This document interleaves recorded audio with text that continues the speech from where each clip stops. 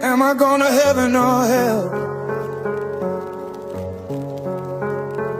I've done good but sinned as well.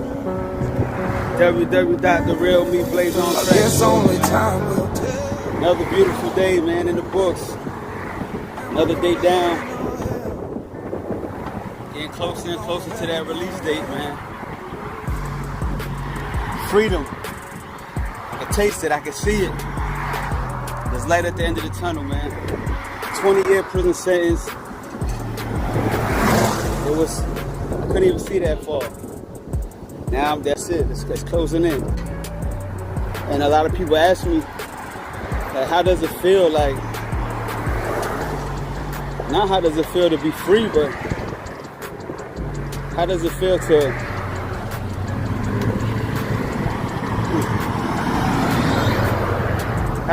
to be in prison? Like, how does it feel to be facing all this time and facing this life sentences and being away from your family and shackles and be put in a situation for being a free person? And me personally, I feel everybody's experience is different, so I can only give you my own opinion and my own experience of what I've been through. I was locked up in New York, and I got extradited. Down in Florida to face these charges. When I was in New York, I kind of felt like I wasn't gonna come down here, like they wasn't gonna come get me, but I was wrong. They came. Broward County came. Not really. They sent the U.S. Prison Transcorp. U.S. Prison Transcorp, and they came and got me. I thought I was gonna go with the marshals. I ain't go with the marshals. I went with the people. And they drove me on the van from New York to Florida, but it wasn't a straight shot. Like, we stopped all over. Like, we went up the East Coast, and I think we even went to Kentucky. Like, it was like 4 days inside of a van, traveling from New York to Broward County, Florida, and it was the worst ride ever. It was in a small little van. We had the chain around our waist, shackles on our hands, no space, crowded, knees hurting, back hurting, and there was other people in there. It was older people in there that couldn't really take those harsh conditions, but we all had to. We had no choice. And the whole time I was locked up in New York, for some reason in my mind, I felt like they wasn't gonna come pick me up. And they came and picked me up, obviously. I was facing 4 life sentences. Well, I was facing 2 life sentences and 2 PBLs, punishable by life charges. And they came and got me and brought me to Broward County. And the whole time I was locked up in the county, which I did like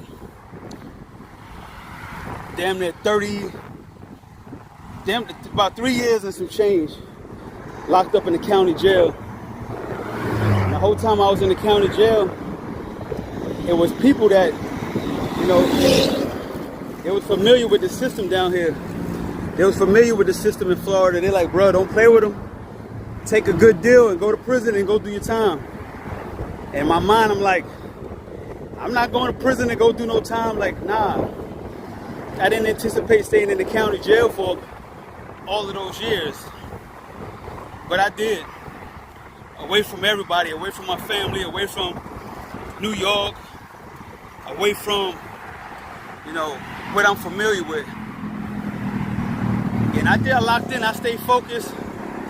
I got on my, in my mind, I got, focused. I started working out real hard. I started studying the law. I didn't really understand what I was studying, but I knew I had to try to start somewhere. And the crazy thing is, you put young kids, 20 years old, even older people that's not really educated. We're not lawyers, and a lot of people is not super educated. And we have to try to compete with the state prosecutors who've been practicing for probably 30, 40 years practicing law, and we coming in the prison system not even knowing our constitutional rights, not knowing anything, not knowing what the words mean, where to start, how to study, what motions we got to be filed. And a lot of people, they just depending on if your people's got money, a paid attorney. If your people don't got money, you will get a state appointed defense attorney, which would do the bare minimum to try to resolve your case. And most likely they're going to push for some type of plea because they have a certain amount of clients on their calendar, and the judge has a certain amount of people on their calendar that they need to clear it off. So sometimes it's not even about justice. It ain't about law. It ain't about none of that. It's just about running people through the system and getting them on their way, whether it's letting them go home or sending them to prison. So that's how the system works. And I thought I was super smart. I thought I was. I thought I could handle the legal research. And I did a pretty good job for somebody who didn't really know anything.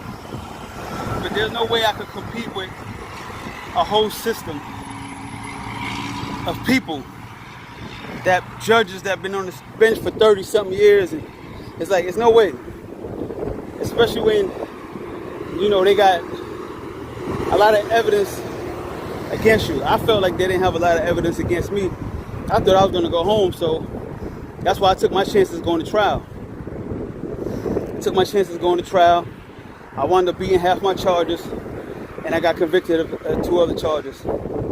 So the whole time in the county jail, in my mind, I'm going home. This is temporary. I'm going home. I'm staying focused. The phone was too expensive to call home when I was in the county jail. It was like $27 a phone call. Yeah, $27 a phone call. It wasn't cheap. So if I ever called home, I may have called every once in a while just to check in and tell them I'm okay, and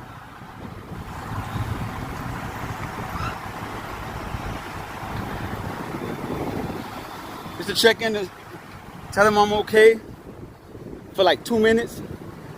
So I was really focused, man. I was doing my time. That's how I did it. I just stuck to it. I studied, I worked out, I ate. You know, I kept my peoples knowing that I was okay, and I let them know that I could handle whatever's coming. I don't know if they was able to handle it like me, but you know, I'm in a situation. I told them I could handle it. My moms, you know, my aunts and cousins, and I let them know, man. I'm saying I'm not made for prison, but I'm a warrior. So mentally, emotionally, like I can handle it. I can handle it. So I wound up, fighting, trying to fight for my life. That's what I did. I had to fight for my life. And I did. And I fought for my life. And I fought for 14 years to try to get out of this prison system. Now, it's, you know, that process of going to trial and back and forth to court and getting set off 4, 5, 6 months to your next court date. You know, it's built to discourage people. It's built to make people break so they can take a plea, so they can get out the system, but get out the judge's face, get out the prosecutors off the calendar. They just want to push to the next issue, you know. And it's people's lives at stake. And it's people that's scared, and they push people to take time that they don't want to take. I've seen a lot of people get forced to take life sentences. They're taking a plea. They're taking plea bargains for life sentences. And I'm like, in my mind, I'm not, me personally, if I'm going to get life, I'm going to fight all the way through. But I've seen some people take plea bargains for life and go to prison for life. Now, you know, they threaten them that if you don't take this plea, it's a possibility that you can get the death penalty in whatever case they're fighting. You know. So they did what they felt was best, and a lot of them is 18, 19, 20 years old. They really don't even know what they're doing. And they push them to take these pleas that's really no good.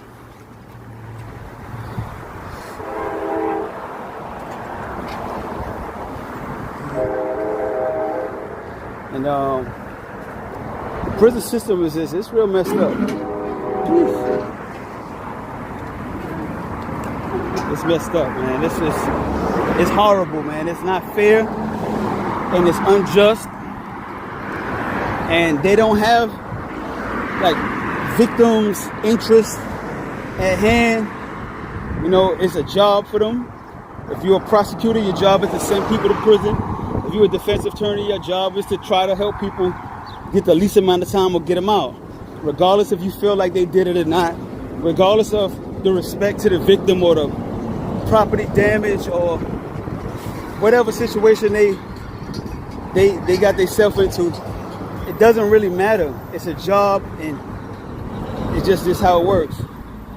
And me being inside the system, you know, I dug in deep inside myself, and I told myself that, you know, if I don't make it out this place, I'm not gonna live in here like a coward. So I did a lot of little stupid stuff that I felt was necessary for my survival. You know, I became a warrior.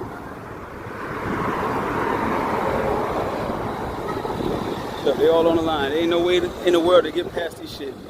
That's why I can't stand these drivers. They park. Look, they're right here. Look, how you gonna go through? How you gonna go past the crook? You in the path. How am I supposed to get past you? But anyway, it's part of the system. This is how it goes. It's part of the training. You gotta understand everybody ain't, you know what I'm saying, they ain't gonna be courteous like that.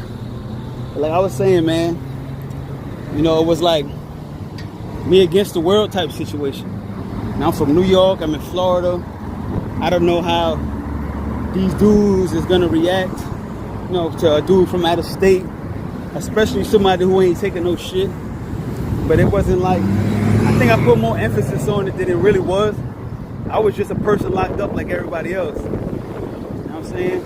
At the end of the day. But you feel kind of like the world done turned on you. You feel isolated. You know, a lot of people go through different emotions. I just built up a lot of anger, and not towards anybody in particular, just the situation, really angry at the situation. You know, being sentenced to 20 years, having a kid out there that's 2 years old that I'm not gonna see until he's a grown man.